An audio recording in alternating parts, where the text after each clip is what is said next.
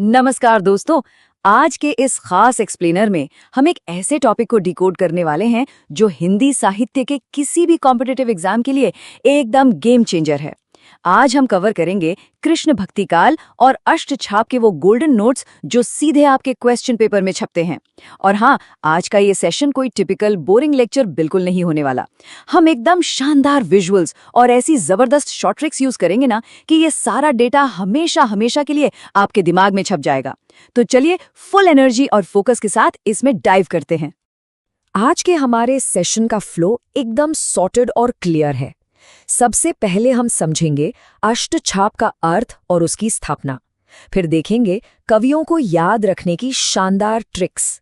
उसके बाद महाकवि सूरदास जी का जीवन, कुछ प्रमुख संप्रदाय, बाकी इंपॉर्टेंट कवि और आखिर में कृष्ण काव्य की मुख्य विशेषताएं। तो चलिए बिना टाइम वेस्ट किए शुरू करते हैं। तो सीधे जंप करते हैं अपने पहले सेक्शन पर, जो है अष्टछाप का अर्थ और उसकी स्थापना। इसके कॉन्सेप्ट्स सीधे एग्जाम हॉल का टिकट है।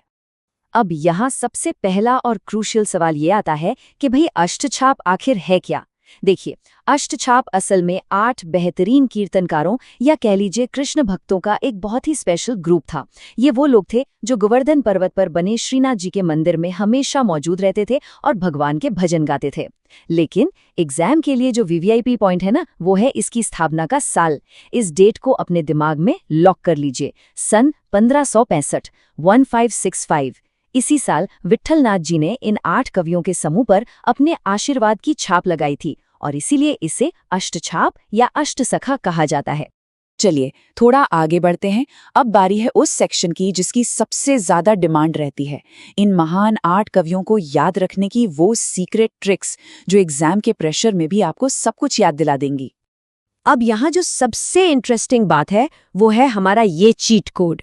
देखिए, इन 8 कवियों में से 4 वल्लभाचार्य जी के शिष्य थे और 4 उनके पुत्र विट्ठलनाथ जी के। वल्लभाचार्य जी के शिष्यों को याद रखने की ट्रिक बहुत सिंपल है, SKPK, यानी सूरदास, कृष्णदास, परमानंद दास और कुंभन दास। और विट्ठलनाथ जी के शिष्यों के लिए हमारा कोड है GNCC, यानी गोविंद स्वामी, नंददास, छीत स्वामी और चतुर्भुज दास। बस इन 2 चीट कोड्स को एक बार दिमाग में बैठा लिया ना, तो फिर मिलान करने वाले सवालों में आप कभी गलती कर ही नहीं सकते। आप इन ओरिजिनल नोट्स पर भी गौर कर सकते हैं। SKPK और GNCC यहाँ बिल्कुल साफ साफ लिखे हुए हैं। अब यहाँ मैं आपको एक बहुत ही मजेदार और बोनस डिटेल बताता हूँ। क्या आपको पता है कुंभन दास जी इन 8 कवियों में उम्र में सबसे बड़े थे और जो चतुर्भुज दास थे वो सबसे छोटे थे और वो कुंभन दास जी के ही बेटे थे। जी हाँ, यानी पिता पुत्र की ये जोड़ी इस अष्टछाप का हिस्सा थी। अक्सर यही वो छोटी छोटी डिटेल्स होती हैं जो एग्जाम में आपकी रैंक डिसाइड करती हैं। चलिए अब अपना पूरा फोकस शिफ्ट करते हैं हिंदी साहित्य के सूर्य यानी महाकवि सूरदास जी पर। ये सेक्शन बहुत ध्यान से समझिएगा क्योंकि सूरदास जी से ना एग्जामिनर्स के फेवरेट सवाल बनते हैं। तो एक नजर डालते हैं सूरदास जी की लाइफ की इस टाइमलाइन पर।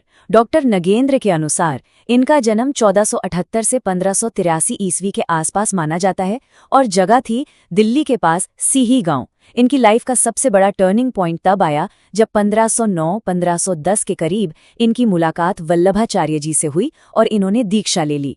इसके कुछ सालों बाद 1519 में वल्लभाचार्य जी ने इन्हें श्रीनाथ जी के मंदिर में सबसे पहले कीर्तनकार के तौर पर नियुक्त कर दिया और आखिरकार पारसोली ग्राम में इनका निधन हुआ।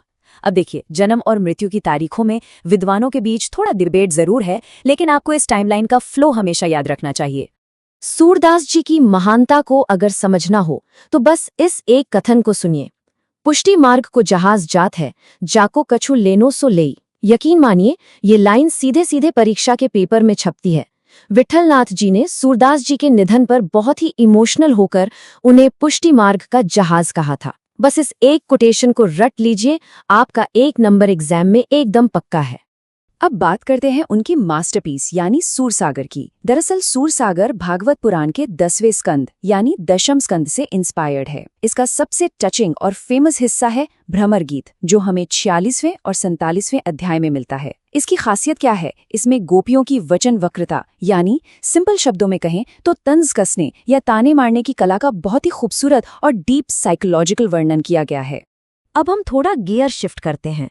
उस दौर का जो व्यापक धार्मिक परिदृश्य था, जो अलग अलग संप्रदाय थे और उनके संस्थापक थे, जरा उन पर नजर डालते हैं।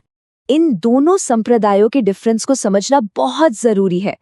एक तरफ है निम्बार्क संप्रदाय, जहां राधा और कृष्ण के युगल रूप यानी जोड़े के रूप की पूजा की जाती है। इसे दाम्पत्य भक्ति भी कहते हैं। वहीं दूसरी तरफ है राधा वल्लभ संप्रदाय। यहाँ राधा जी को कृष्ण से भी श्रेष्ठ माना गया है। और सबसे मजेदार बात जानते हैं क्या है? इस संप्रदाय में कृष्ण जी की कोई मूर्ति या विग्रह नहीं होता, बल्कि गद्दी पर एक कपड़े के ऊपर सोने के पत्ते यानी स्वर्ण पत्र में श्री राधा लिखा होता है। है ना काफी यूनिक बात? चलिए अब एक रैपिड फायर रिवीजन हो जाए। इन हाइलाइट्स को दिमाग में स्कैन कर लीजिए। पहला, निम्बार्क संप्रदाय। संस्थापक थे निम्बार्काचार्य, जिनका असली नाम आरुणि था, और इनका दर्शन द्वैताद्वैतवाद कहलाता है। दूसरा, राधा वल्लभ संप्रदाय। इसे हित हरिवंश जी ने 1534 में स्थापित किया। और तीसरा है हरिदासी या सखी संप्रदाय, जिसके प्रवर्तक स्वामी हरिदास जी थे। अब यहाँ एक बहुत ही सरप्राइजिंग फैक्ट है। मिश्र बंधुओं ने इस हरिदासी संप्रदाय को टट्टी संप्रदाय भी कहा था। सुनने में थोड़ा अजीब लग सकता है, लेकिन इसका एक लॉजिकल कारण है। दरअसल ये लोग बांस की टट्टी यानी पर्दा या झोपड़ी बनाकर उसमें रहा करते थे। यही वो बारीक डिटेल्स हैं जो आपको एग्जाम में बाकियों से बहुत आगे कर देती हैं। चलिए अब अष्टछाप के अलावा इस काल के कुछ और बेहतरीन कवियों पर शिफ्ट होते हैं, जिनकी रचनाएं टेस्ट्स में बार बार पूछी जाती हैं। यहाँ कुंभन दास जी की निडर भक्ति का एक किस्सा सुनाता हूँ, जो बहुत ही पावरफुल है। मुगल सम्राट अकबर कुंभन दास जी की विद्वत्ता से इतने इम्प्रेस थे कि उन्होंने इन्हें अपने दरबार फतेहपुर सीकरी में बुलवा लिया। लेकिन कुंभन दास जी ने जाने से साफ इनकार कर दिया और अपने प्रसिद्ध पद में लिखा, संतन को कहाँ सीकरी सो काम, आवत जावत पनहिया टूटी, बिसरो गयो हरि नाम। मतलब भाई संतों को इन महलों से क्या लेना देना, वहां आने जाने में तो हमारी जूतियां ही घिस गई और ऊपर से भगवान का नाम लेना भी छूट गया। सोचिए, ये होती है सच्ची भक्ति और असली स्वाभिमान। अब फाइनल रिवीजन के लिए इस इन्फॉर्मेशन का एक मेंटल स्क्रीनशॉट ले लीजिए। ये 3 बहुत ही वीवीआईपी कवि हैं। पहले हैं नंददास। इन्होंने रास पंचाध्याय लिखी, जो रोला छंद में है। ये शब्दों को मोती की तरह पिरोते थे, इसीलिए इन्हें जड़िया कवि का टाइटल मिला था। और कवि गड़िया नंददास जड़िया। दूसरे हैं कृष्णदास। ये सबसे कुशाग्र बुद्धि यानी सबसे तेज दिमाग वाले थे, इसीलिए इन्हें मंदिर का मैनेजर या प्रबंधक बनाया गया और ये अधिकारी नाम से मशहूर हो गए। और तीसरे हैं परमानंद दास। इन्होंने परमानंद सागर की रचना की। और याद रखिएगा, सूरदास के बाद अगर वात्सल्य रस का किसी ने सबसे बेहतरीन वर्णन किया है तो वो यही माने जाते हैं। अब यहाँ एक हाई यील्ड एनालिटिकल पॉइंट आता है, जो एग्जामिनर्स का फेवरेट है। सूरदास जी का भ्रमर गीत और नंददास जी का भंवर गीत, इन दोनों में एक शार्प डिफरेंस है। सूरदास की जो गोपियां हैं वो बहुत भावुक हैं, कमजोर महसूस करती हैं। लेकिन इसके एकदम उलट नंददास की गोपियां बहुत ही मैच्योर, तार्किक यानी लॉजिकल और मुखर हैं।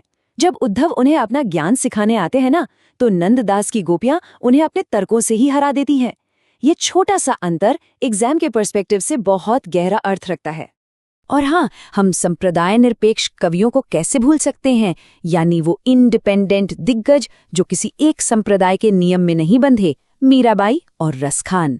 मीराबाई की ऑथेंटिक रचनाओं का संकलन मीराबाई पदावली के नाम से पब्लिश हुआ, और रसखान जी की प्रेम वाटिका की तो बात ही निराली है। इसमें उन्होंने राधा और कृष्ण को प्रेम रूपी बगीचे के माली और मालिन के रूप में इतने सुंदर तरीके से दर्शाया है कि पढ़कर ही आनंद आ जाता है। चलिए अब हम इस मास्टर क्लास के एकदम अंतिम और कंक्लूडिंग सेक्शन पर आ गए हैं। अगर हमें इस पूरे कृष्ण भक्ति काल को मुट्ठी भर पॉइंट्स में समेटना हो तो इसकी कोर विशेषताएं क्या होंगी? इन फीचर्स को एक अल्टीमेट समरी की तरह समझ लेते हैं। इस काल में मुख्य रूप से मुक्तक काव्य लिखे गए। भाषा की बात करें तो पूरी तरह से ब्रज भाषा का दबदबा रहा। कवियों ने आम जनता की लोकोक्तियों और मुहावरों का जमकर इस्तेमाल किया। सबसे बड़ी बात, ये सारे पद गेय हैं, यानी इनमें गजब की संगीतात्मकता है, इन्हें गाया जा सकता है। रसों में वात्सल्य और श्रृंगार रस एकदम टॉप पर हैं, और पूरा फोकस हमेशा भगवान कृष्ण की मनमोहक बाल लीलाओं और रास लीलाओं पर ही रहा। ये ऐसे पॉइंट्स हैं जो कंसेप्चुअल सवालों को चुटकियों में क्रैक करने में आपकी मदद करेंगे। तो सेशन खत्म करने से पहले आपके लिए एक छोटा सा सवाल छोड़कर जा रहा हूँ। वो कौन सी निमोनिक ट्रिक है जो अब हमेशा के लिए आपके दिमाग में लॉक हो चुकी है, SKPK या फिर GNCC? मुझे उम्मीद है कि इस एक्सप्लेनर ने इन मुश्किल कॉन्सेप्ट्स को आपके लिए एक साफ और स्ट्रक्चर्ड 3D माइंड मैप में बदल दिया होगा। बस ऐसे ही स्मार्ट तरीके से रिवीजन करते रहिए, चीजों को आपस में कनेक्ट करके पढ़िए और एग्जाम में सफलता पक्की है। सीखते रहिए और आगे बढ़ते रहिए।